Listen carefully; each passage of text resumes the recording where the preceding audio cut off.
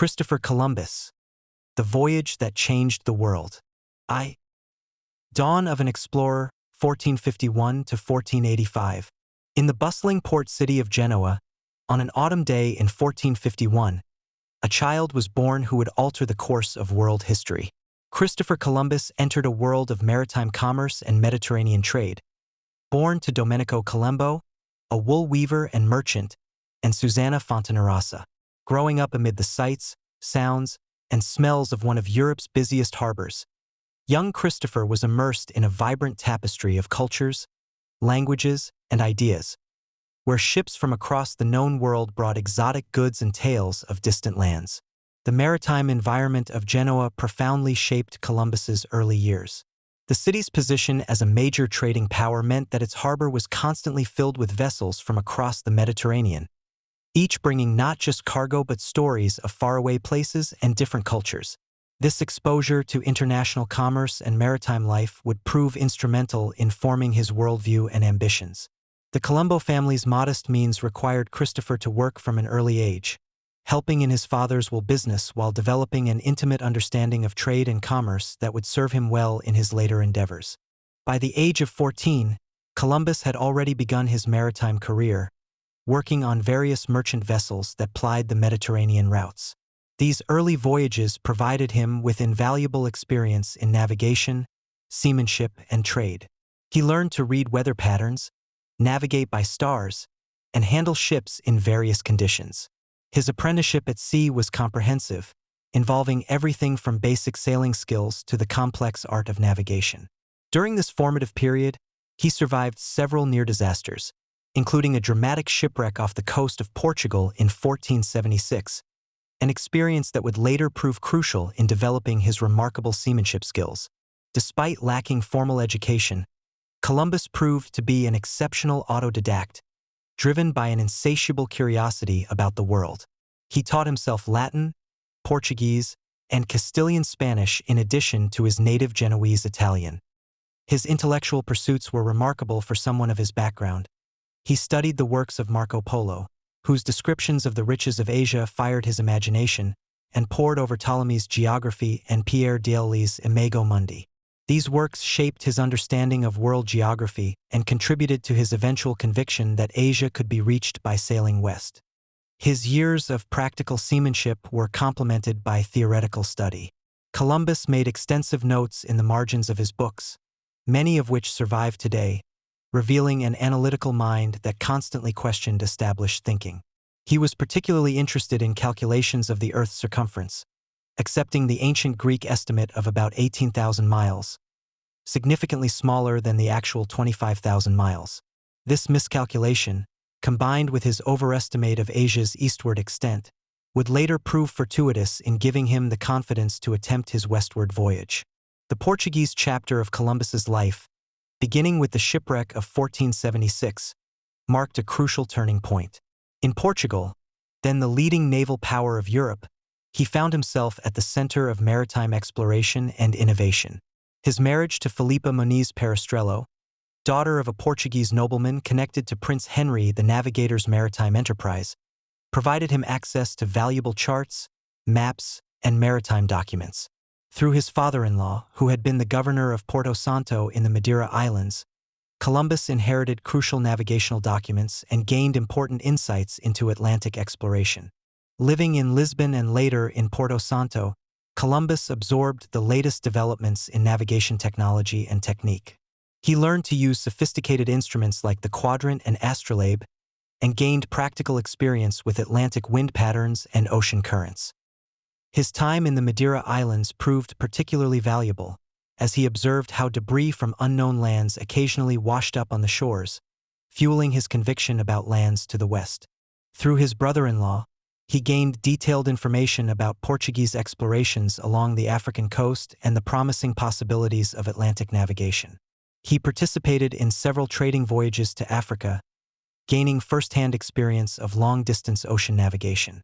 These experiences convinced him that crossing the Atlantic was possible with the right ships and navigation techniques.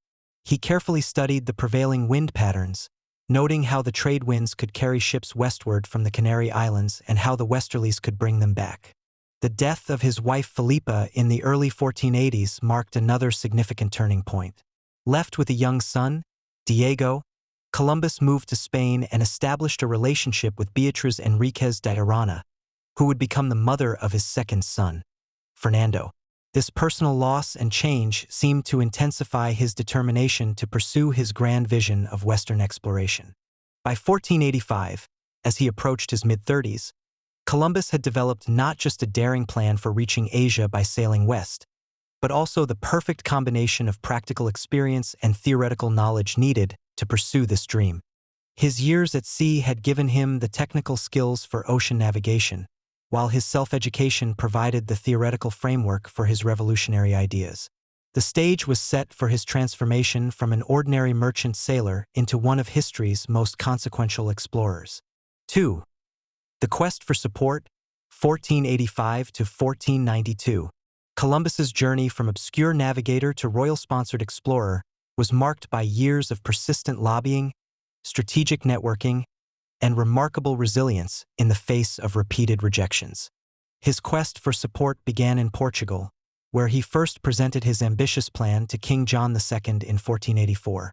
The Portuguese court, already pioneering successful expeditions down the African coast, had established a scientific committee to evaluate proposals for exploration. This committee, composed of the kingdom's leading astronomers and geographers, critically examined Columbus's calculations and ultimately rejected his proposal. The Portuguese experts correctly identified the fatal flaw in Columbus's plan: his dramatic underestimation of the Earth's circumference. While Columbus calculated the distance from the Canary Islands to Japan at approximately 2,400 nautical miles, the actual distance was closer to 10,600 miles. Yet this rejection, though based on sound scientific reasoning, may have been one of history's most consequential missed opportunities. King John II, who had already invested heavily in finding an eastern route to Asia around Africa, saw no reason to gamble on Columbus's western alternative. Undaunted by this setback, Columbus left Portugal for Spain in 1485, taking with him his young son Diego. The timing of his arrival in Spain was both fortunate and challenging. The country was in the midst of the final phase of the Reconquista, the centuries-long campaign to expel the Moors from the Iberian Peninsula. While this meant that the Spanish monarchs, Ferdinand and Isabella, were preoccupied with military campaigns, it also meant they were receptive to bold proposals that might extend Spanish power and prestige. Columbus's initial years in Spain were marked by financial hardship and persistent networking. He found early support from influential figures in the Spanish court, particularly Juan Pérez, the former confessor to Queen Isabella, who was prior of the La Rabida monastery near Palos. Pérez provided Columbus with accommodation at the monastery and, crucially, introduced him to powerful supporters, including Luis de Santangel, who would later play a key role in financing the expedition. The Spanish monarchs, while intrigued by Columbus's proposal, were initially cautious. They appointed a committee of scholars at the University of Salamanca to evaluate his plans. Like their Portuguese counterparts, these experts were skeptical of Columbus's geographical calculations. However, they took several years to reach their conclusion, during which time Columbus received a stipend from the crown and gained valuable supporters at court. Columbus demonstrated remarkable persistence during this period. He developed a sophisticated pitch that appealed to both practical and spiritual motivations. He emphasized not only the potential commercial benefits of reaching Asia by a western route, but also the possibility of spreading Christianity to new lands. This religious dimension proved particularly appealing to Queen Isabella, known for her deep piety. The years of waiting were not wasted. Columbus refined his proposal, gathered additional supporting evidence, and built a network of influential supporters. He also studied Spanish court protocol and learned to present himself not just as a navigator but as a potential admiral of the ocean sea, a title he would later insist on in his negotiations with the crown. A crucial breakthrough came in late 1491. Granada, the last Moorish stronghold in Spain, was about to fall to Ferdinand and Isabella's forces. As the Reconquista neared its end, the Spanish monarchs could finally turn their attention to other ventures. Columbus, who had actually begun making plans to take his proposal to France, was summoned back to court. The negotiations that followed were complex and nearly failed several times. Columbus's demands were extraordinarily high for someone of his humble background. He requested the titles of Admiral of the Ocean Sea and Viceroy of any lands discovered, along with 10% of all profits from these territories. These demands initially shocked the court, but Columbus refused to reduce them, showing remarkable self-confidence or perhaps desperate audacity. The final agreement, known as the Capitulations of Santa Fe, was signed in April 1492. It granted Columbus virtually everything he had demanded, making him one of the most influential men in Spain overnight, provided, of course, that his voyage succeeded. The document specified his titles, privileges, and the share of profits he would receive from any lands discovered. Financing for the expedition was arranged through a combination of royal and private funds. Luis de Santangel, the royal treasurer, played a crucial role in arranging the financing, while the town of Palos was required to provide 2 ships as penalty for a previous offense against the crown. The final cost of the expedition was approximately 2 million maravedis, equivalent to roughly $14 million in today's currency. This long period of seeking support had transformed Columbus. From a practical seaman with a bold idea, he had become a skilled negotiator who could move confidently in royal circles. The persistence he showed during these years revealed a character of extraordinary determination and self-belief. These qualities would prove essential during the challenges that lay ahead in his historic voyage across the Atlantic. 3. The historic First Voyage, 1492. With royal patronage secured, Columbus faced the immediate challenge of organizing his historic expedition in the spring of 1492. The task proved formidable, as many experienced sailors were reluctant to embark on such an unprecedented venture into unknown waters. The port of Palos, obligated by royal decree to provide 2 ships, became the center of preparations. Local shipowners and sailors initially resisted participation, requiring the intervention of royal officials and the persuasive efforts of local supporters, particularly the Pinzon brothers, whose involvement proved crucial in recruiting crew and lending credibility to the venture. The fleet that would make history consisted of 3 vessels. The Santa Maria, Columbus's flagship, a larger Neo-type vessel approximately 100 feet long. The Pinta, a faster caravel commanded by Martín Alonso Pinzon, and the Nina, the smallest but most reliable ship, under the command of Vicente Yanez Pinzon. Each vessel was carefully selected and modified for the unprecedented journey. The Santa Maria, owned by Juan de la Cosa, who would serve as her master, was chosen for her cargo capacity and ability to serve as a command vessel. The Pinta underwent significant modifications to improve her sailing capabilities, including the addition of square sails. The final crew numbered approximately 90 men, a diverse group that included experienced sailors, craftsmen, a surgeon, an interpreter, Luis de Torres, a converted Jew who spoke Hebrew and Arabic, reflecting Columbus's expectation of reaching Asia, and even a few convicted criminals who chose the voyage over imprisonment. Columbus meticulously supervised the provisioning of the ships, ensuring adequate supplies of food, water, navigational instruments, and trade goods.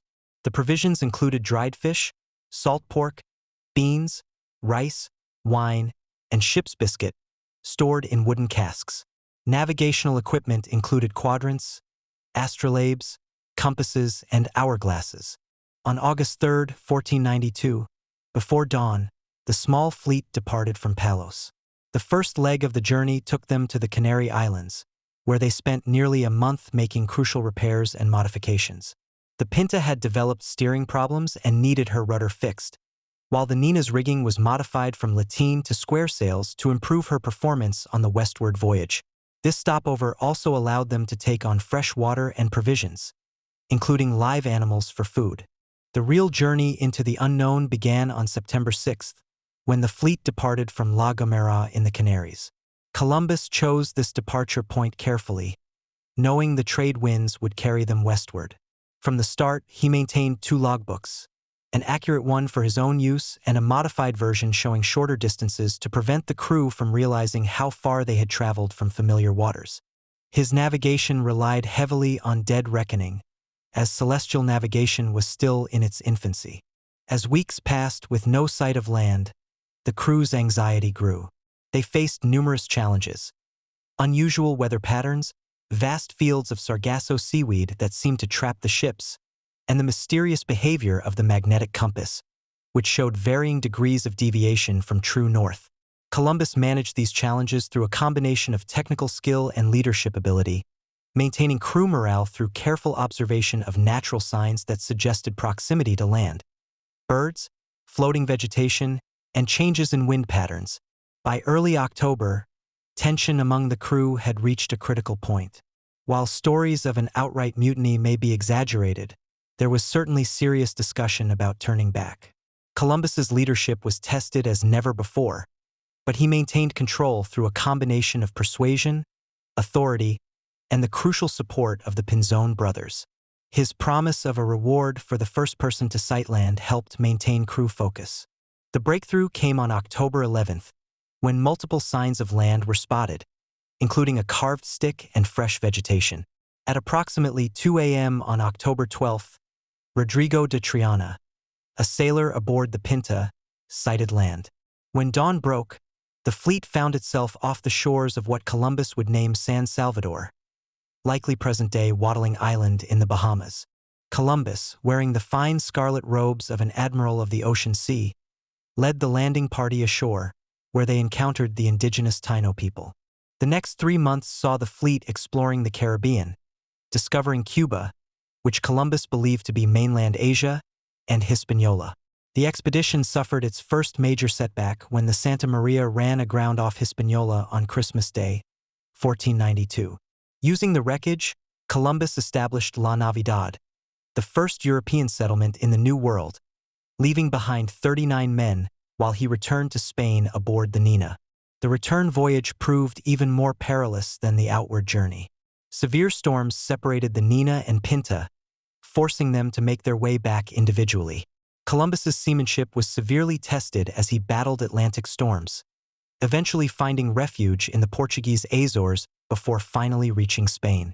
He arrived in Palos on March 15, 1493, completing a journey that would forever change the course of human history. 4. Later voyages and discoveries, 1493 to 1504. The triumphant return from his first voyage transformed Columbus from an ambitious navigator into a celebrated hero of Spain. The Spanish monarchs quickly confirmed his privileges and authorized a second, much larger expedition. This new venture would be fundamentally different in both scale and purpose, no longer an exploratory mission but the beginning of a colonial enterprise that would reshape the Americas. The second voyage, 1493 to 1496, marked a dramatic expansion in scope. Columbus commanded a fleet of 17 ships carrying approximately 1,200 to 1,500 men, including soldiers, craftsmen, farmers, and several priests tasked with converting the indigenous peoples. The massive expedition carried livestock, plants, and seeds intended to establish permanent Spanish settlements. Departing from Cadiz on September 25, 1493, the fleet followed a more southerly route than the first voyage, making landfall in the Caribbean in November. Their arrival at La Navidad revealed the first major tragedy of European colonization. The settlement had been destroyed and all 39 men left behind were dead. Despite this setback, Columbus proceeded to establish a new, larger settlement called La Isabela on the north coast of Hispaniola. This became the first permanent European settlement in the Americas, though it would soon face severe challenges. The colonists, many of whom were more interested in finding gold than building a functioning settlement, suffered from disease, food shortages, and conflicts with indigenous peoples. During this voyage, Columbus explored more of the Caribbean, including Jamaica and the southern coast of Cuba, which he remained convinced was part of the Asian mainland. He implemented controversial policies regarding the indigenous populations, including systems of forced labor that would later contribute to the catastrophic decline of the native population. The expedition returned to Spain in 1496, leaving behind a struggling colony and growing questions about Columbus's administrative abilities. The third voyage, 1498 to 1500, took Columbus further south, where he first encountered the South American mainland at the mouth of the Orinoco River. The massive freshwater outflow led him to speculate that he had found the terrestrial paradise described in the Bible. However, this voyage marked the beginning of his downfall. Returning to Hispaniola, he found the colony in chaos, with settlers rebelling against his brother's harsh rule. Reports of Columbus's difficult administration and treatment of both colonists and natives reached Spain. The Spanish crown dispatched Francisco de Bobadilla to investigate. Upon arrival, Bobadilla arrested Columbus and his brothers, sending them back to Spain in chains in 1500. Though the monarchs quickly released him and restored some of his privileges, Columbus's reputation was permanently damaged. The fourth and final voyage, 1502 to 1504, proved to be the most difficult. With 4 ships and 150 men, Columbus explored the Central American coast from Honduras to Panama, searching for a passage to Asia. The expedition faced numerous disasters: storms, shipworms that damaged their vessels, hostile natives, and being marooned in Jamaica for a year. During this time, Columbus used his knowledge of astronomy to predict a lunar eclipse, using it to convince the local inhabitants to continue providing food to his stranded crew. Throughout these later voyages, Columbus demonstrated both brilliant seamanship and problematic administration. His navigation skills and ability to read weather patterns were exceptional. He successfully predicted and avoided a hurricane during his 4th voyage. However, his governance of the colonies was marked by controversy.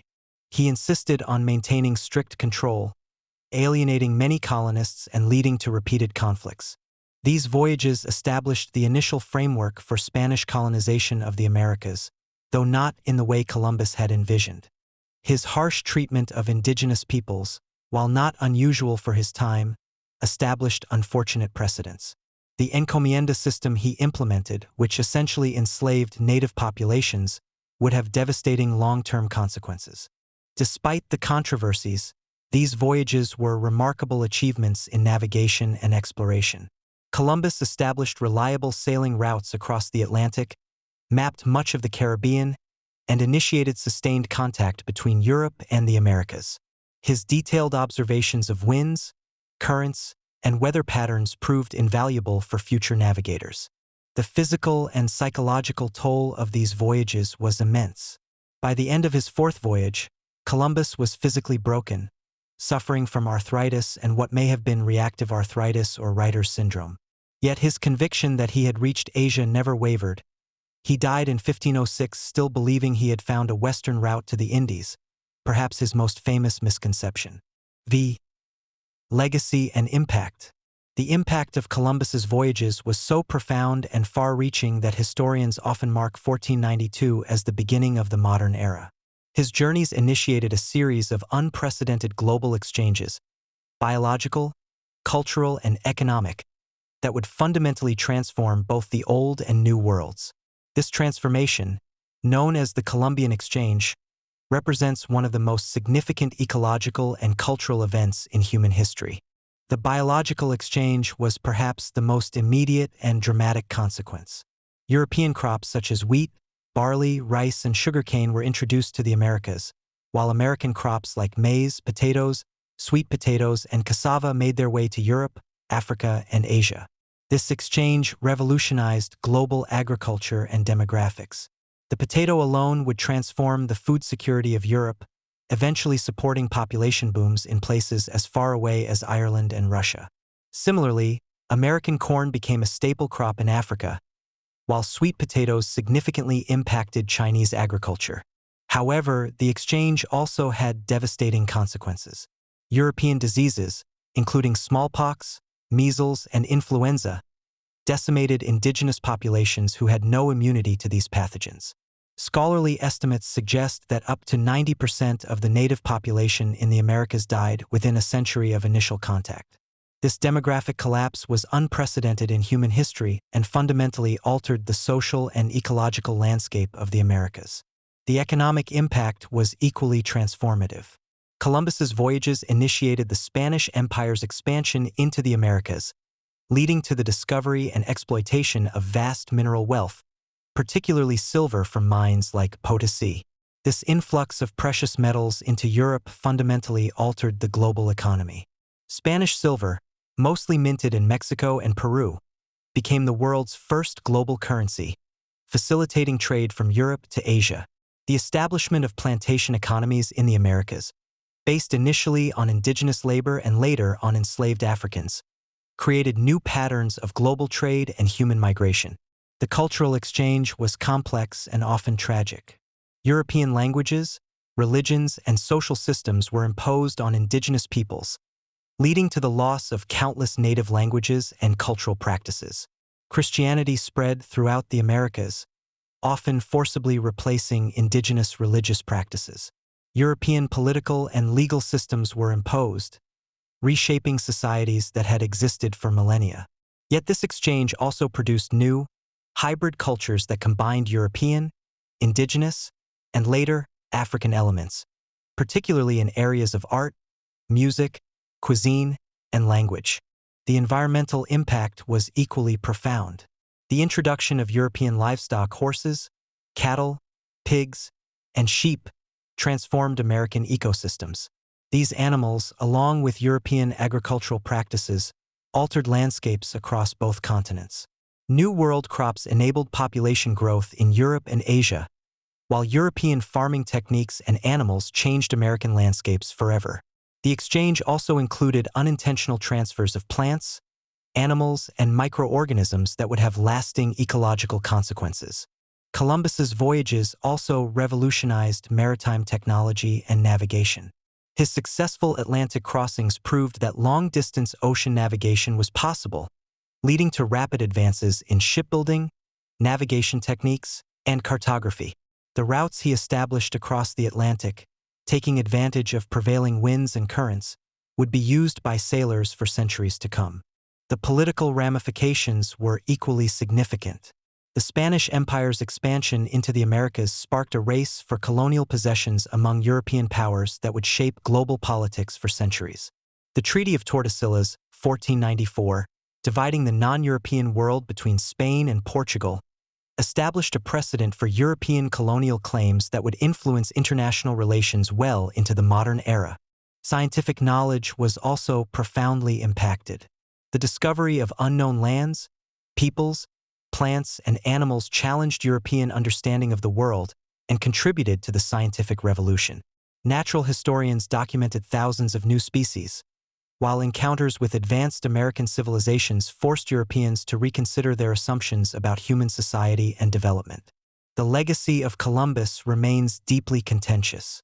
While his achievement in crossing the Atlantic and establishing lasting contact between Europe and the Americas was undeniably momentous, the consequences for indigenous peoples were catastrophic.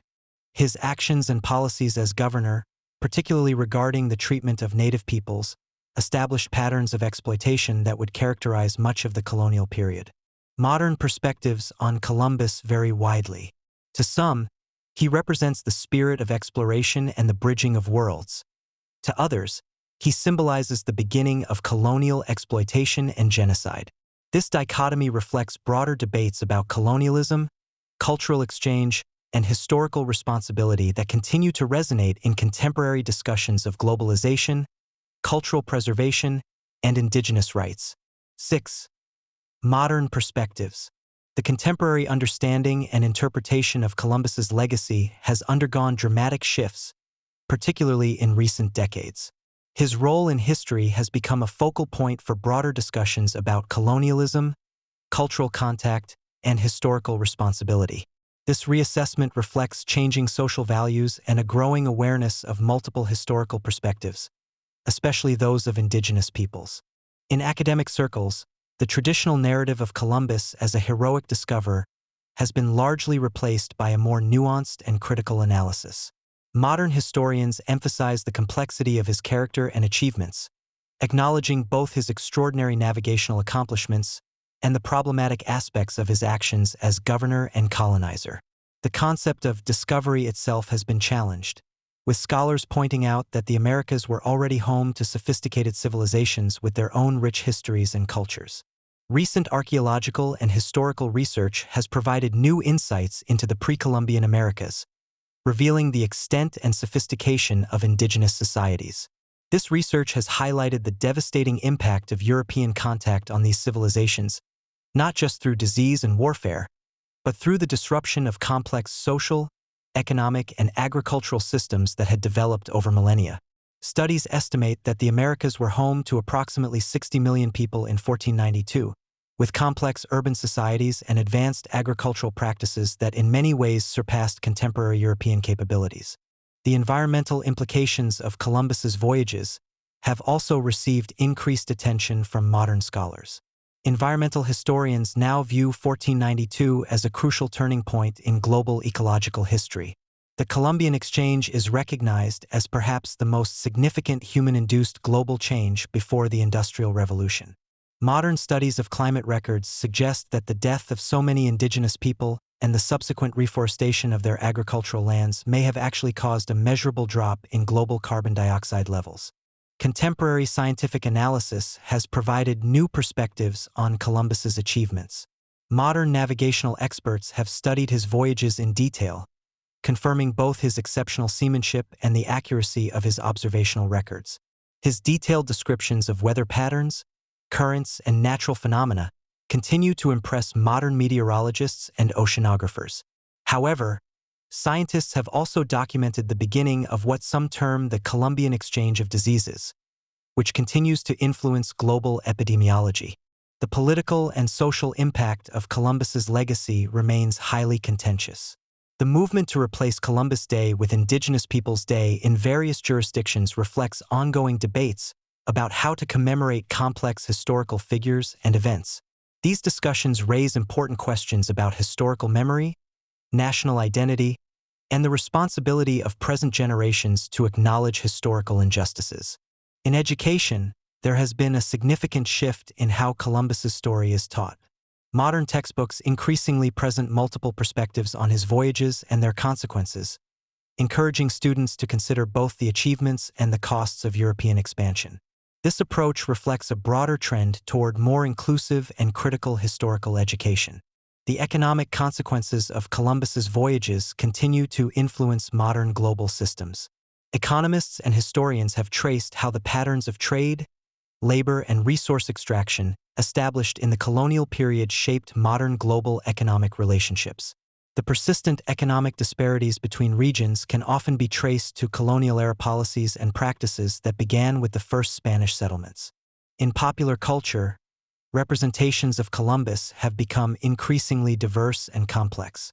Films, books, and other media now often present more nuanced portrayals that acknowledge both his achievements and his flaws. This reflects a broader cultural shift toward more critical engagement with historical figures and events. The technological aspects of Columbus's voyages continue to interest modern researchers.